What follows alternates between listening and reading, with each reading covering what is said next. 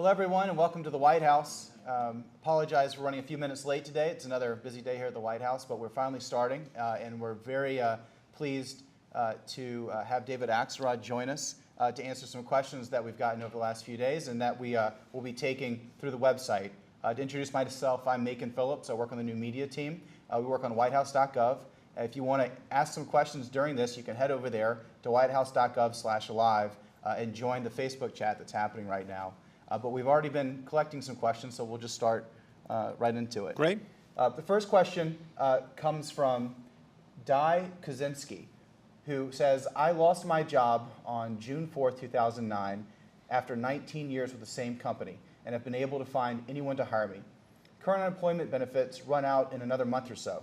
Does the president have any plans to try to get these benefits extended again, or am I just out of luck?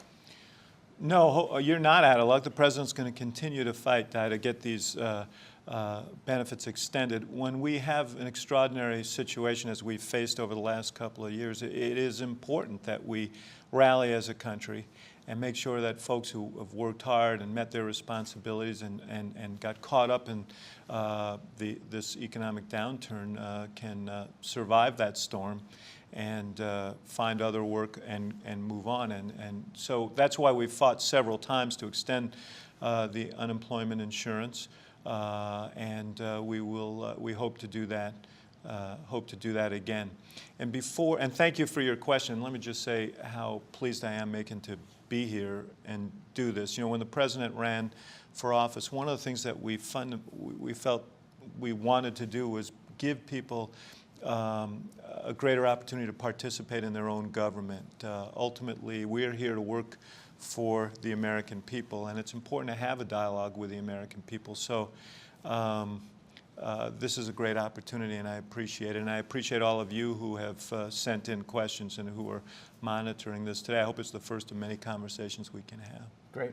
Well, we'll move on to an issue that a lot of people are talking about, the president in his position on Don't Ask, Don't Tell. A question that's pretty representative of that comes from Walter Birchall, who says, here's a question from a U.S. Marine that was discharged under Don't Ask, Don't Tell. Why is the president appealing the recent court decision? Does he have faith that Congress will repeal Don't Ask, Don't Tell this year? Weren't the three branches of government set up to ensure checks and balances? Well, first of all, Walter, if you're the Marine, thank you for your service and for your question. One of the things the president made clear when he campaigned and when he arrived here, both to the American people and to the Department of Defense and our military leaders, was that Don't Ask, Don't Tell was a policy that just didn't make sense. We were depriving our country of the talents of many and commitment of many, many Americans who wanted to serve, and it made no sense to exclude them. It was unfair, unjust, and unwise for our national security. And so he said that we were going to end this policy, and he put us on a track to do that. The Pentagon has been engaged in a study on how to effectuate this with a minimum of disruption, and their report is due back very shortly. There is a law in place that was passed by the Congress, and we are a nation of laws, and so we want to work through the Congress to change that law. We came very close before the break. It was stopped by a filibuster by the Republicans in the Senate, but we're going to keep working to change it there and work internally to change that policy. And in terms of the appeal, it is the custom of the U.S. government to appeal laws of Congress that were challenged in lower courts, and we did that. But it should be in no means read as an abandonment of a commitment that we intend to keep and we will keep.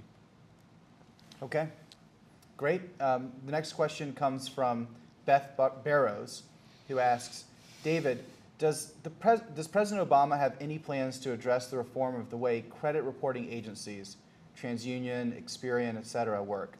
Will the new Consumer Protection Agency help consumers who have had their credit unjustly trashed by these CRAs? Well, let's separate out issues. The CRAs are largely responsible for rating bonds, and there, too, there was a tremendous problem. There were conflicts of interest that called into question the legitimacy of much of what they were doing, and it was one of the reasons why we had the financial crisis. Some exotic financial instruments were being rated much more highly than they deserved, and people were making investments on that basis, and ultimately the whole house of cards collapsed. In terms of your question and your situation, one of the reasons the President fought so hard to have a Consumer Finance Protection Bureau created was to have one place in the government where the sole responsibility is to look after consumers, and part of their authority will be to ensure that if you get denied credit or there are other apparent irregularities, that you can request your credit report for free,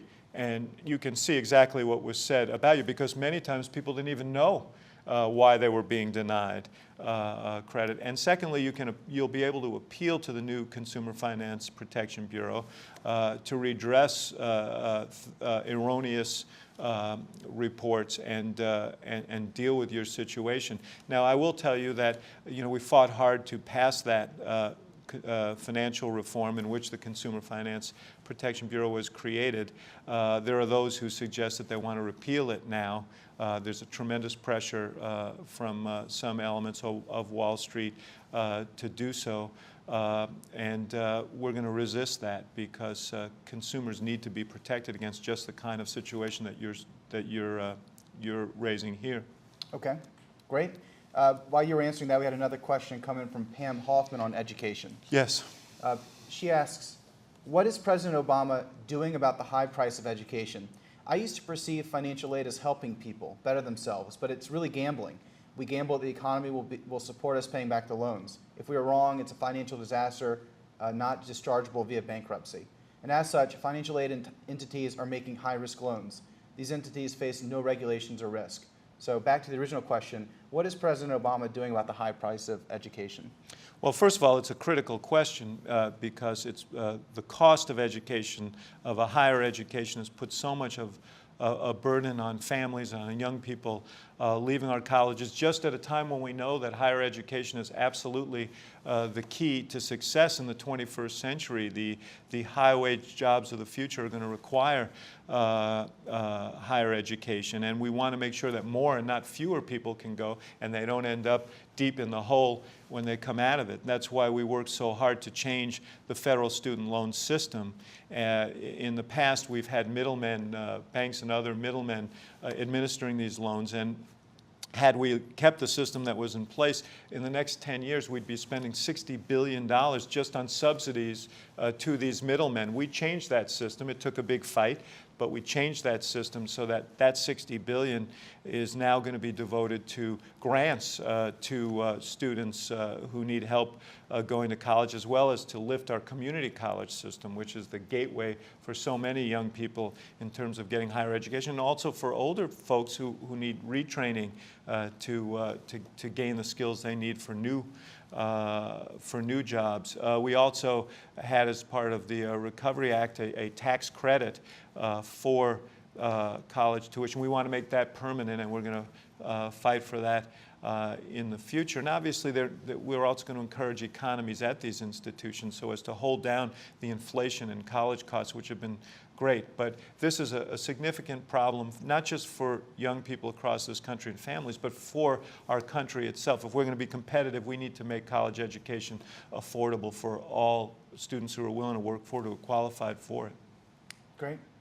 So to change subjects a little bit, this is another common theme we're seeing, maybe best summed up by Paulina, we'll just say Paulina, who asked, David Axelrod, could you please talk about what worked and what didn't work and why between the White House and the Senate in the attempt to put together a climate energy bill?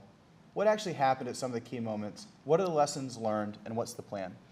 Well, look, there is no doubt that the issue of energy and climate change is a significant challenge for our country, and it is an obligation we have to future generations. First, as an economic issue, the clean energy technology and clean energy manufacturing is one of the growth industries of the future. We see the Chinese, for example, making a huge investment in the new clean energy technologies. And so as an economic matter, it makes sense for us to invest in those. As part of the Recovery Act, we did make significant investments in seed money to lure private investors into this arena, and we got a 3-to-1 match from private investors for this, and as a result, we'll double the use of renewable energy in this country over a very short period of time.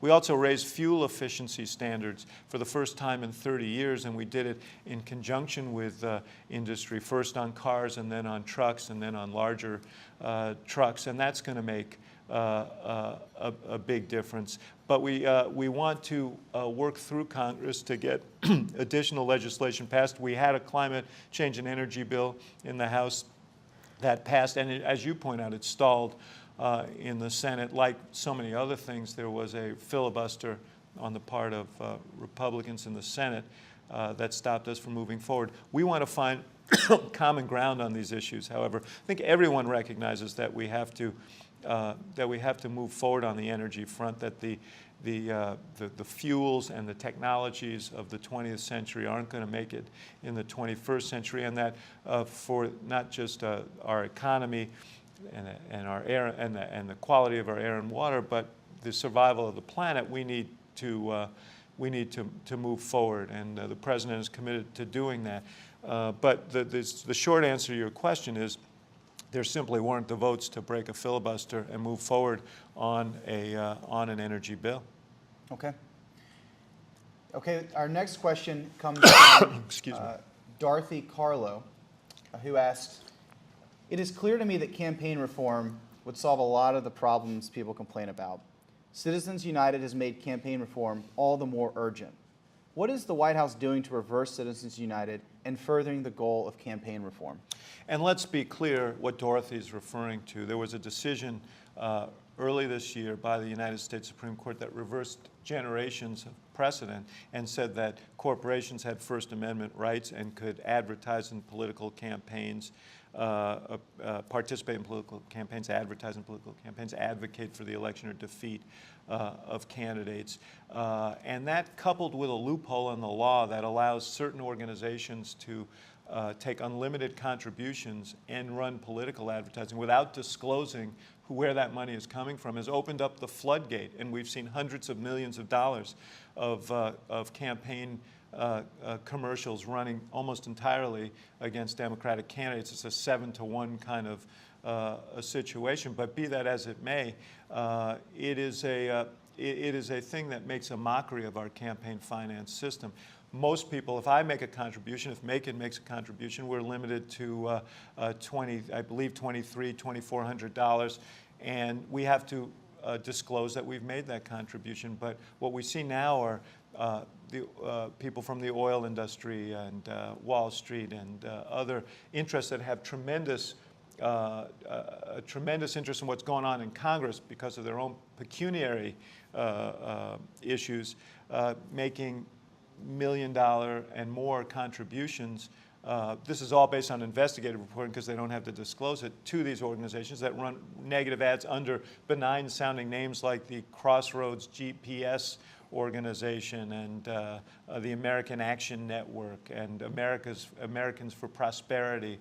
But these are essentially front groups for interests who want to influence our government and hijack the national agenda. It's a really, really serious problem. If a lobbyist can go into a congressman and say, if you don't vote our way on this issue, we're going to run millions of dollars of campaign ads against you, and no one will even know it's coming from us, it's going to have a profound influence. So our answer to that was to put a bill to support a law in Congress that would have just forced them to disclose their contributions and to identify in the advertising who the chief contributor was behind these ads. We passed out of the House. We got 59 votes in the United States Senate to break a filibuster, every Democrat, and 41 Republicans blocked it and essentially voted to keep the American people in the dark. That law would have forced groups that supported Republicans or Democrats to simply disclose where their money was coming from. And we're going to continue to fight for that even after this election. If anything, this election should underscore how insidious it is to allow the system that is now in place to continue. And so we're going to fight Macon to force disclosure in the future. So while you were answering that, Ron Hinton, who's in the chat, said, so business is evil. Is that what you're trying to say? No, business is not evil, but we shouldn't have a two-tiered approach to government and politics, where some people operate in the daylight and make their arguments through in transparent ways, and others use essentially these loopholes to leverage tremendous influence and skew the national agenda. Business is the heartbeat of our economy. We want people who make things, create things, sell things to succeed. We want entrepreneurs to have an environment in which they can innovate. We've invested a lot of money in encouraging innovation. The President has proposed tax breaks, a permanent tax break for research and development. The President has proposed expensing changes so that in 2011, while we're digging our way out from this economic mess we walked into, that companies can buy equipment and not pay taxes on those purchases. So no, business is to be encouraged. What is to be discouraged is people trying to game the system, operating in the shadows, putting their thumb on the scale, trying to buy a Congress in order to get their agenda through. Because what happens is we get unwarranted tax loopholes that favor specific industries or even specific businesses. We get regulatory policies that conspire against the American people. An example is on this financial situation. We didn't have the appropriate oversight in place during the 8 years before we got here, and it led to a financial crisis, the proportions of which we haven't seen since the Great Depression. So, you know, we want everybody to play on a level playing field, and we want people to be transparent about what they're arguing for and why. And if we do that, we're going to be a better and stronger country, and business is going to do better as well, because you won't have one business, again, putting their thumb on the scale, using their political connections and their political money, and disadvantaging other businesses who don't have that ability. Okay. Great. Well, let's change gears, and we'll, before I ask the next question, though, let me just remind everyone, if the sound's not working or you're seeing that something's wrong with your screen, just hit refresh. Sometimes we have some issues on that. Again, if you want to join the conversation, you can head to whitehouse.gov/live, where there's a very active chat going on right now. I'm trying to pull some questions from this. But let's dive into the next one that has more to do with healthcare.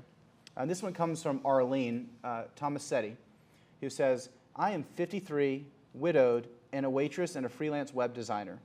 Neither of my jobs provide health insurance. I make very little money, and I'm wondering how this health plan can help me find insurance. I will be able to afford, and when can I expect to be able to be insured? I have issues, but won't see a doctor since I'm sure they will require treatment, of which I have absolutely cannot afford right now. Any hope for someone like me? Well, there is hope, Arlene, and that's why the President made the fight that he fought for health insurance reform. It is specifically people like you who are most disadvantaged in this healthcare system, because healthcare for people in the individual market who don't get it through their employers has been exponentially more expensive than the policies that people can get through their jobs. And it's priced people like you out of the insurance market, so you can't get the health care you need. The whole idea of health insurance reform is to make sure that people like you can get health insurance at a price you can afford.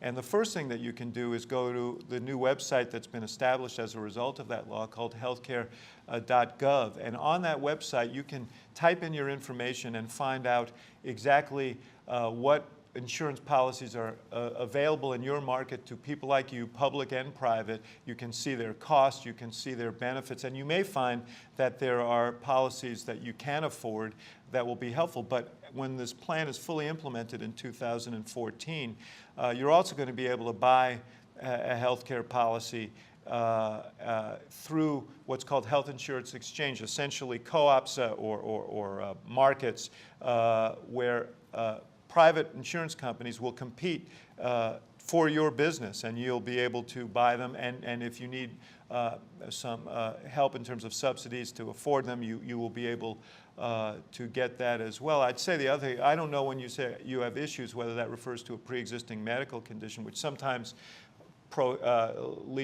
has led to people being banned from getting insurance. Part of this law is to end that practice and to say to insurance companies, you have to give everyone a chance to get coverage, even people with pre-existing conditions. Right now, under the law, as of September, children with pre-existing conditions must be covered.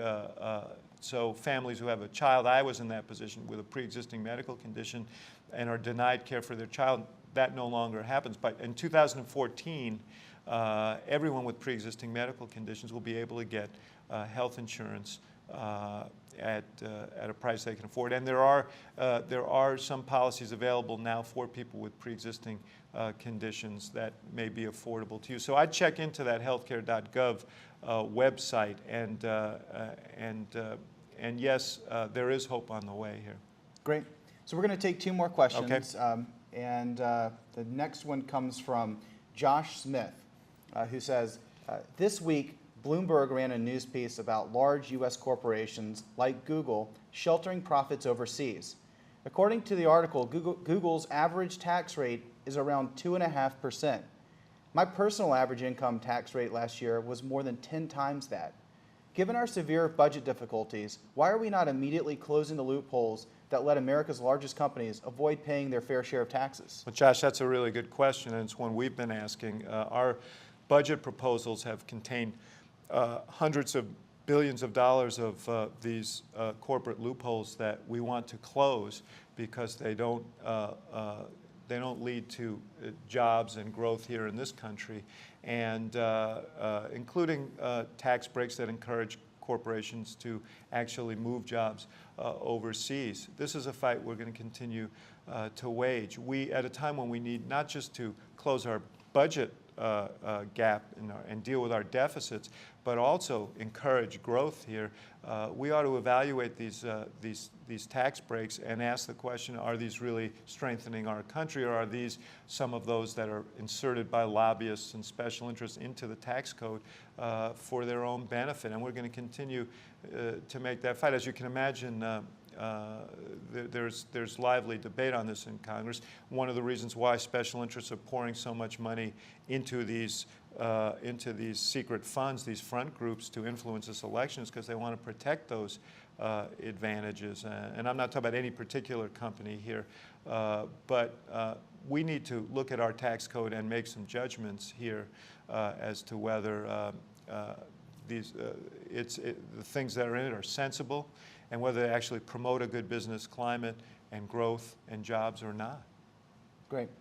Well, our last question comes from Sheila Parker Stone, who asks, I think, a bigger picture question moving forward.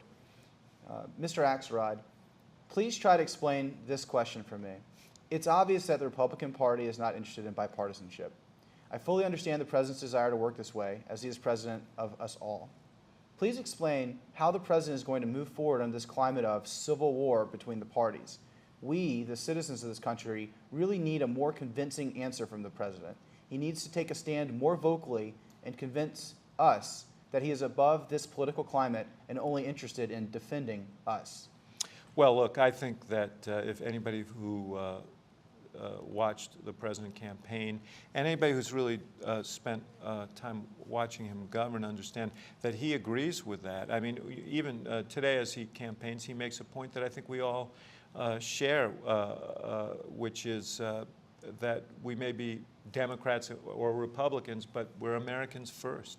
And we're here not to promote the interests of a political party, but to promote the interests of the American people. And we would like nothing better than to have partners, Republicans and Democrats, in moving this country forward. We came to office with that expectation. We came to office at a time of great economic crisis, and we're hoping to forge bipartisan coalitions to deal with those problems. We weren't successful in persuading the folks on the other side of the aisle to do that. They made a judgment. I believe it was a political judgment, but I'll let others make their own assessment of that.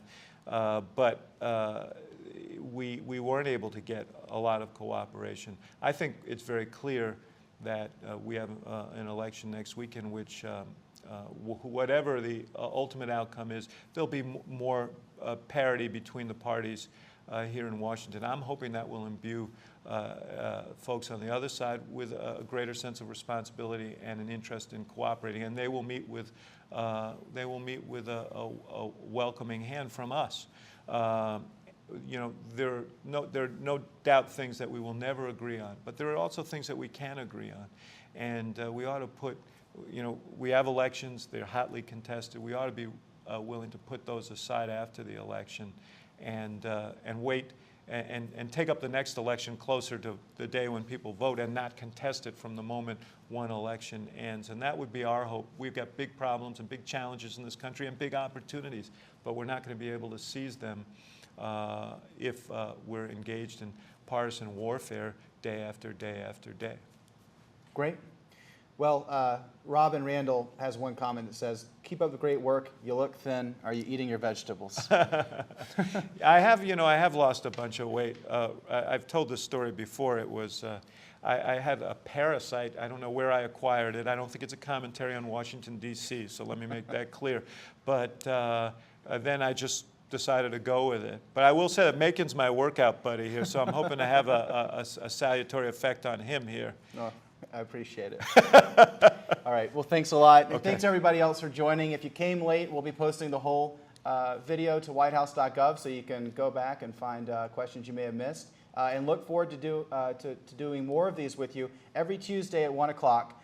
We actually have another one coming up on Thursday with White House photographer Pete Souza, who's going to be taking your questions about your favorite photos. That should be pretty fun. Yes. So thanks everyone for joining. Have a great day.